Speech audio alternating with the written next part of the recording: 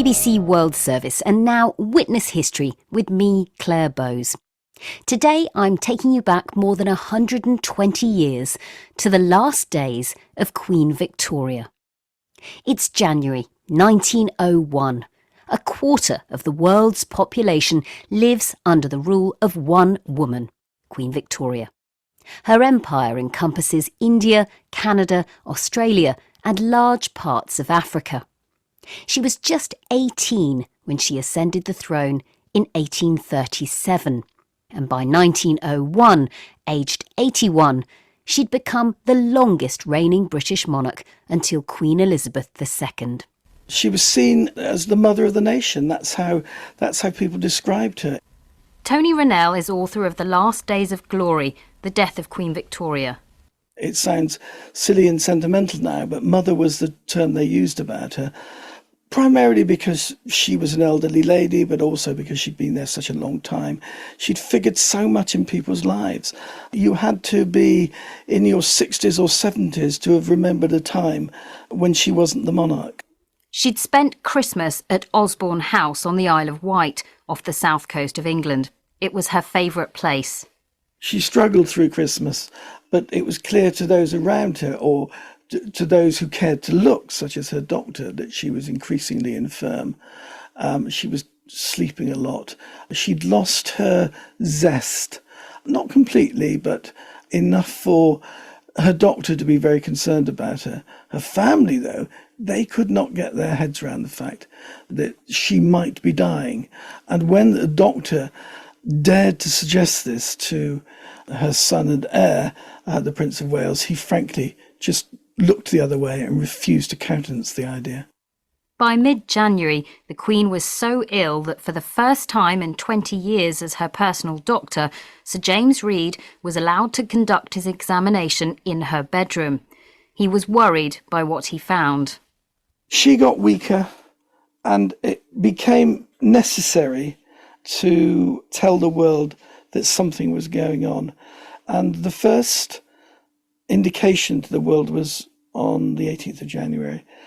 And it was a very sort of mild-mannered statement which began, "The Queen has not lately been in her usual health," which doesn't sound very serious, and is unable for the present to take her customary drives. She hadn't been seen for a while, so that was why they felt it necessary to say this. The statement went on that it is therefore been thought advisable by Her Majesty's physicians that the Queen should be kept perfectly quiet in the house and should abstain from transacting business. Well, she was certainly perfectly quiet at the time because she was in bed most of the time and in and out of consciousness. That statement doesn't give any real indication of that, but the nation were not to be fooled by the blandness of this statement.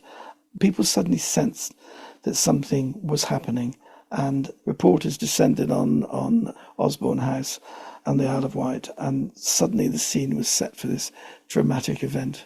On January the 20th, 1901, the New York Times headline read, "Queen Victoria at death's door," adding that she was stricken with paralysis last night. The next day, the Queen's grandson, Kaiser Wilhelm II of Germany, set off for England. Word had also spread to the colonies. January 20th, Calcutta. In all churches and in numberless mosques and temples, prayers are being offered for the Queen's recovery. Countless telegrams of inquiry have been dispatched from all sides of India. Ottawa, January the 20th. Canadians are grief-stricken at the news of the Queen's dangerous illness. In nearly every church in the land, prayers have been offered today for Her Majesty's recovery. In the principal cities, crowds hang around the newspaper offices, scanning the bulletins, giving the last information from Osborne. Cape Town, January the 20th. The news of the illness of the Queen has given a great shock to the community. Preaching at the cathedral today, the Very Reverend Charles Barnett Clark said it was the worst news received during the past unhappy 12 months, and he regarded the present moment as a national crisis. The Queen had never wanted the deathbed scene that was now to begin in Osborne. She had once thrown up her hands in horror when hearing how some Prussian relative had died with every member of the family crowded around weeping and wailing and putting on huge demonstrations of genuine grief. But precisely that sort of event now unfolded at Osborne House.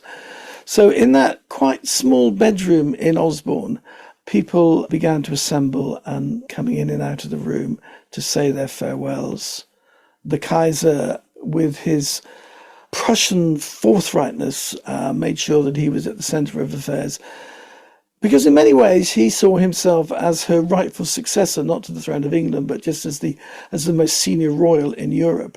He was very full of his own importance, pushed himself to the front, and there was I think to call it a tussle would be unfair, but there was a little bit of elbowing for space to get close to her, so that the Prince of Wales, soon to be Edward VII, and the Kaiser both had their arms around her at one stage, supporting her, and it was in that position she finally died. It was 6:30 in the evening. A telegram was sent at 6:45. At 7, the Lord Mayor of London, in evening dress and black tie, broke the news to the crowd which had gathered. British playwright St John Grier Irvine was 18 when Victoria died. He recorded his memories of the moment for a radio programme 50 years later. I remember the day she died. I was on my way to a theatre when I saw a telly boy tearing past the old town hall with a placard before him bearing the words, "Death of the Queen."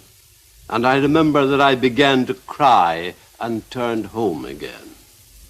Does that seem absurd? Well, that was how we felt.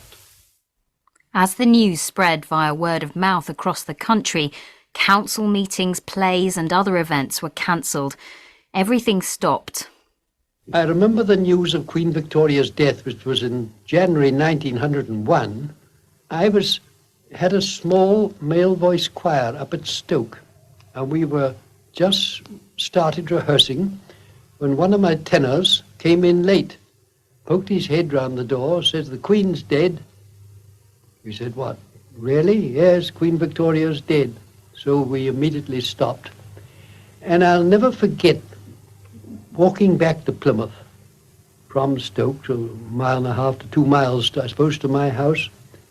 The utter stillness. There was hardly anybody about, hardly any traffic, nothing but church bells tolling everywhere. Tributes poured in from all over the world. The funeral was arranged for Saturday the 2nd of February. The day before, the Queen's body was taken from the Isle of Wight to the mainland. One of the journalists watching was Sir John Foster Fraser. 45 years later, he recalled the scene for BBC Radio. A beautiful afternoon, the sun flashing along the Solent, along 10 miles of warships, and slowly, silently passing between them, the royal yacht Alberta, an old-fashioned paddle boat, the coffin on our deck in full view of all, the royal standard thrown across it. It was a sight never to pass from memory. She was buried the next day at Windsor. Royals from across Europe rode on horseback in the funeral procession.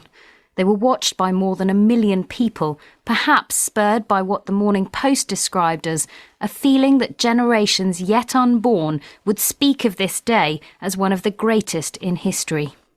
That edition of Witness History was written and presented by me, Claire Bowes. It was first broadcast in 2010.